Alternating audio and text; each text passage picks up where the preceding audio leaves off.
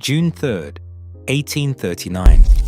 On a stretch of beach outside the town of Humen, on the Pearl River, a Chinese official named Lin Zexu stood over trenches dug into the sand and watched a fortune disappear. 20,000 chests of opium, more than 1,000 tons of it, mixed with lime and salt, trampled underfoot, flushed out into the sea.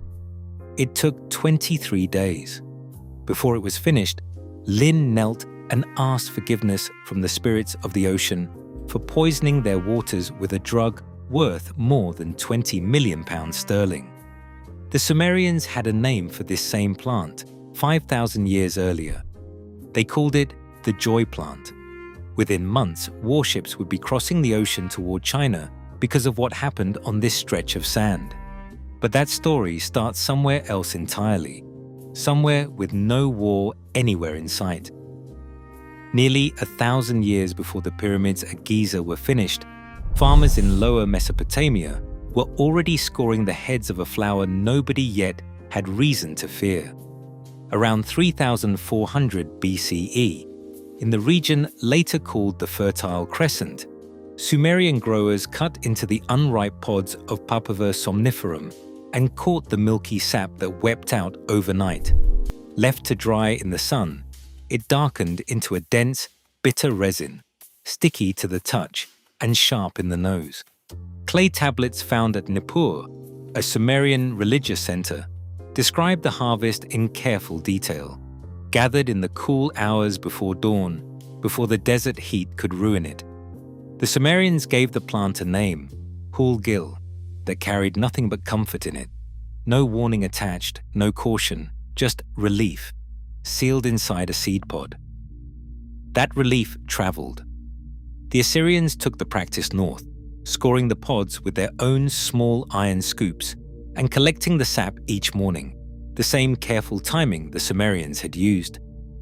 A 9th century carving from the Assyrian city of Nimrud shows a king holding a bouquet of poppy capsules, not as medicine on display, but as something closer to treasure. The knowledge passed to the Babylonians and then to the Egyptians, and by around 1300 BCE, poppy fields ringed the city of Thebes, so closely tied to the crop that one of opium's later names, the bicum, still carries the city inside it. A surviving Theban medical papyrus lists more than 700 remedies, and opium runs through dozens of them, mixed into pastes and salves used in temples as much as in the home. Egyptian mothers used a diluted form to quiet crying infants. A few bitter drops on the tongue and a room gone suddenly silent. It went into treatments for headaches, for wounds, for grief that would not lift. Physicians in Greece took note centuries later. Hippocrates recommended a poppy juice drink mixed with nettle seed for a range of ailments. And in Rome, the physician Galen prescribed it for headaches and menstrual pain, treating it as an ordinary staple of the medicine chest rather than an exotic import. Alexander the Great is said to have carried it with his armies as they pushed east toward Persia and India, tucked among the supplies meant to keep wounded men quiet through the night. For close to 3,000 years, this was the whole of opium's story. A farmer's crop, a healer's tool, carried hand to hand across the ancient world with no empire attached to it and no war anywhere on the horizon. It eased pain. It brought sleep to people who could not otherwise find it. It asked for nothing in return. But somewhere in that long, quiet stretch, someone was bound to notice that a substance this powerful was also a substance this valuable. And the moment that happened, the plant stopped belonging only to the sick. That moment arrived gradually, then all at once. Arab traders carried opium east along old caravan routes, introducing it into China by the 15th and 16th centuries. Taken by mouth, mild and medicinal, with nothing yet resembling an empire attached to it. In Europe, a Swiss physician named Paracelsus gave the drug its next great leap forward. Sometime in the 1500s, he folded opium into a strange list of other ingredients, ranging from crushed pearls to frog spawn, and called the result laudanum. From the Latin for praise, he nicknamed it the Stone of Immortality. A contemporary who watched him work described the pills as looking unimpressive, almost like droppings, yet claimed Paracelsus boasted he could use them to wake the dead. A century later, the English physician Thomas Sydenham refined the formula, adding alcohol and giving Europe a liquid opium tincture that would remain a fixture of medicine cabinets for the next 300 years. It sat on apothecary shelves next to vinegar and salt, cheap enough for a servant to buy, and common enough that almost nobody thought to ask what it was doing to them. Then the scale changed entirely. In 1757, the British East India Company seized control of Bengal after the Battle of Plassey, and by 1773 the company's governor, Warren Hastings, had turned poppy cultivation there into a state monopoly. Government factories at Patna and Ghazipur processed the harvest into standardized chests, each one weighing around 140 pounds. The raw resin worked into balls, wrapped in dried poppy petals, and stacked floor to ceiling in warehouses that reeked of the crop for a mile downwind. By the late 1870s, well over 1 million farmers across the Ganges Plain were licensed poppy growers, their entire harvest earmarked for a single government buyer. Britain needed the revenue badly. It was importing enormous quantities of Chinese tea, silk, and porcelain, and had almost nothing China wanted to buy in return. So silver kept draining out of the British treasury year after year, ship by ship, in the wrong direction. Opium solved that problem cleanly.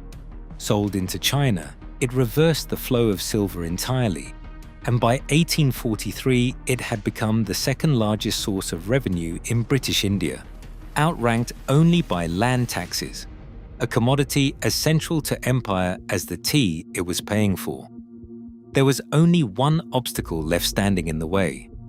China did not want it.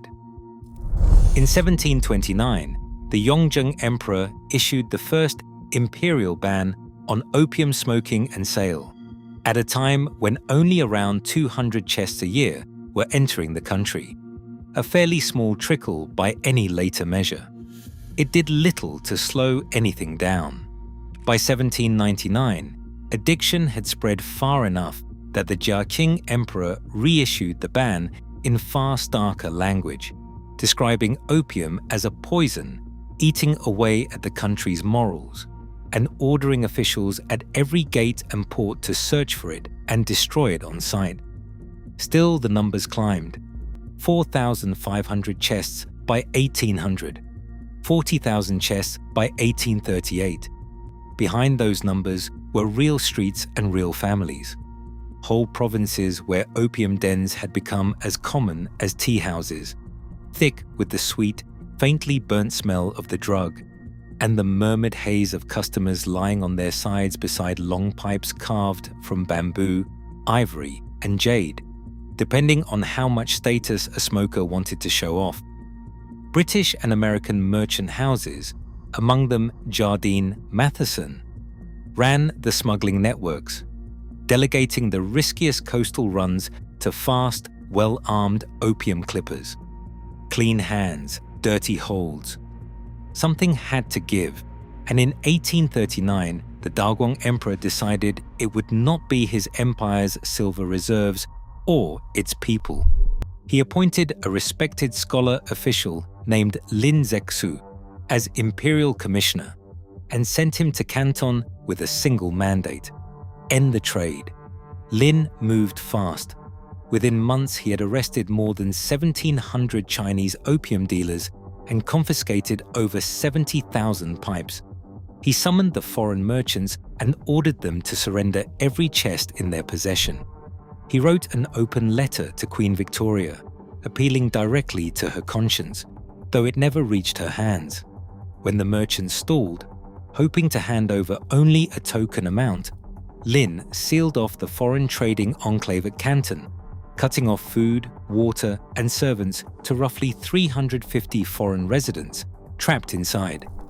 Charles Elliot, the British Superintendent of Trade, arrived after the deadline had already passed.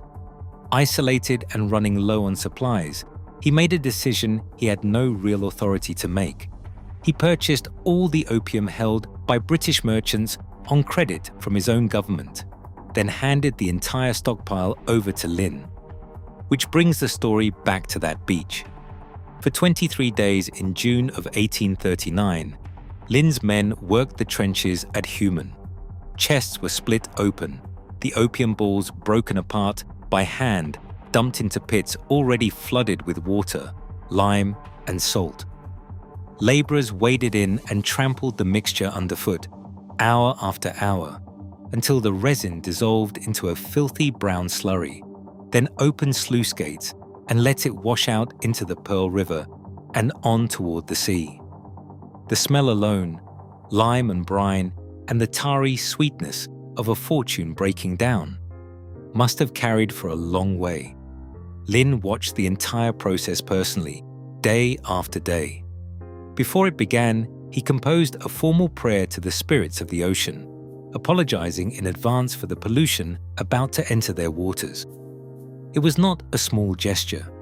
He was destroying property valued at more than £20 million sterling, a fortune large enough that almost no one, foreign or Chinese, believed he would resist the temptation to skim some off for himself.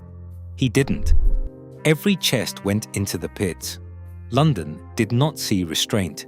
It saw an attack on British property and British trade.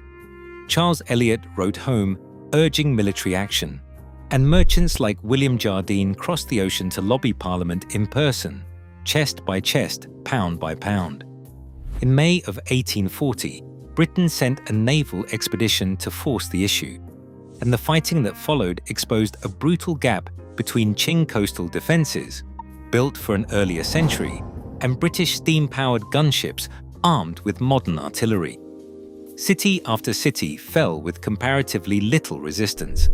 By August of 1842, China had no real choice left, and the Treaty of Nanking was signed aboard a British warship anchored in the Yangtze. Hong Kong was ceded to Britain outright. 4 more ports were forced open alongside Canton, bringing the total to 5. China was made to pay an indemnity of 21 million silver dollars, several times over what Lin's confiscated opium had even been worth.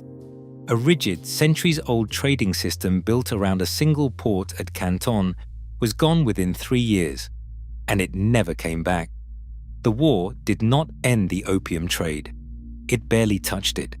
Imports kept climbing after the treaty was signed, reaching 70,000 chests a year by 1858, and a second war with Britain and France between 1856 and 1860 forced China to legalize the drug outright, stripping away the last legal pretense of resistance.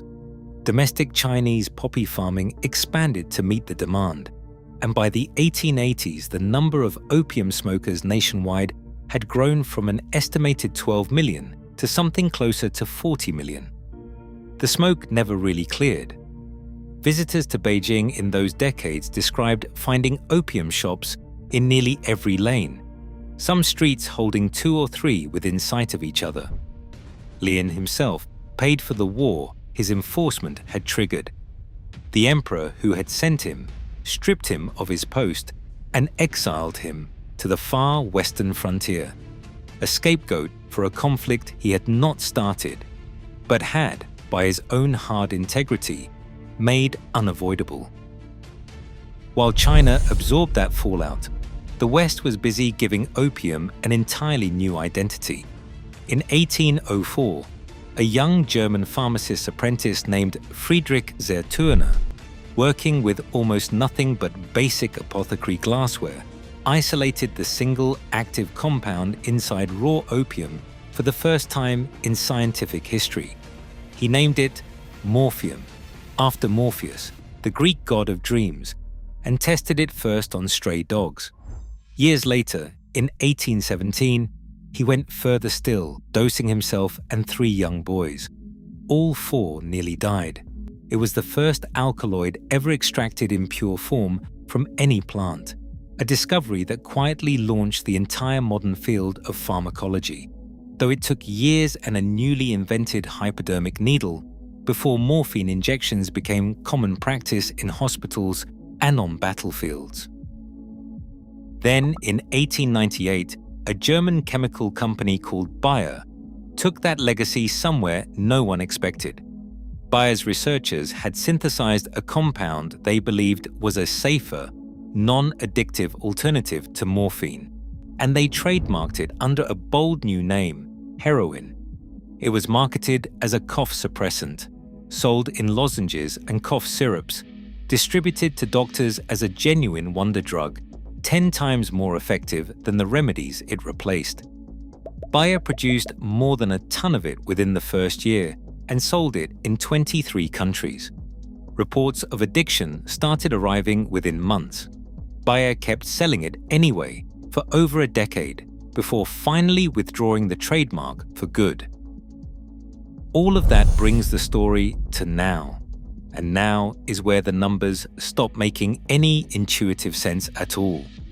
Today, a single island off the southern coast of Australia, Tasmania, grows roughly half of the entire world's legal opium poppy supply, feeding pharmaceutical companies that turn it into morphine, codeine, and oxycodone under some of the tightest agricultural security on Earth. Poppy fields fenced and monitored the way another country might guard a gold mine. A world away, a mountainous stretch of borderland where Thailand, Myanmar, and Laos meet, still known simply as the Golden Triangle, keeps growing poppies of an entirely different kind, feeding a trade with no pharmaceutical label attached to it at all, no fence, no license, no chest, weighed and stamped by a government agent.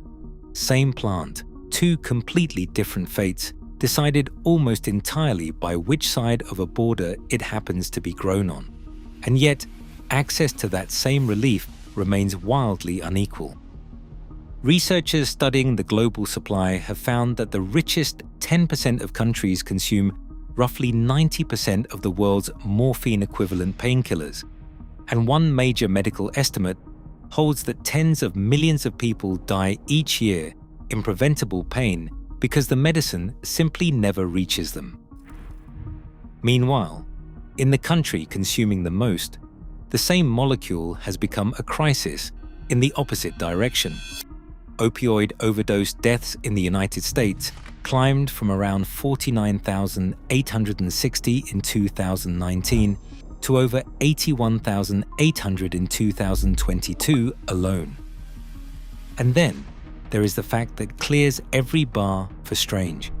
In 2010, a Pennsylvania woman named Elizabeth Mort ate a poppy seed bagel on her way to the hospital to give birth. Hours later, a standard drug test flagged trace opiates in her system.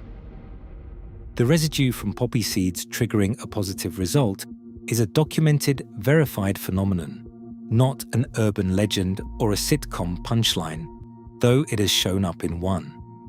Child welfare workers arrived with an emergency order and took her 3-day-old daughter into protective custody. Mort sued, and in 2013 the county and hospital settled for $143,500.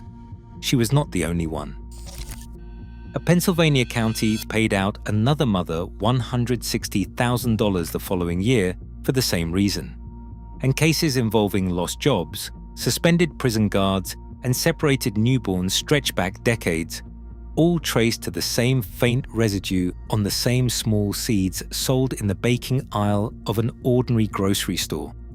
A plant that once toppled a centuries-old trading empire can still, in a modern hospital, take a newborn out of her mother's arms over breakfast, which is the strange, unbroken thread running underneath the entire 5,000-year story. Nobody has ever fully controlled what this plant means. Not the emperors who banned it, not the merchants who smuggled it, not the chemists who kept trying to refine away its danger while keeping its relief. It started as a farmer's crop with no name attached to fear at all, carried hand to hand across the ancient world by people who needed nothing more from it than sleep and the absence of pain. It became a court physician's secret formula, then an empire's most profitable export, then the spark for a war that reshaped an entire trading system in 3 violent years. It survived that war, reinvented itself twice over in Western laboratories, and ended up simultaneously guarded behind razor wire on a remote Australian island and casually sprinkled across breakfast bagels in supermarkets everywhere. It has been rationed to the dying poor and has killed the over-medicated rich in the very same decade. The Sumerians looked at this plant long before any of that was even imaginable and gave it the simplest name they could think of. They called it the joy plant. 5,000 years later, it is clear the joy was never really the problem. It was always a question of who got to have it, and at what cost to somebody else standing just out of frame. If any part of this surprised you, the poppy seed bagel especially tends to get people say so in the comments below. And if you want more of these histories hiding inside ordinary things, subscribe, because there are a lot more of them left to tell.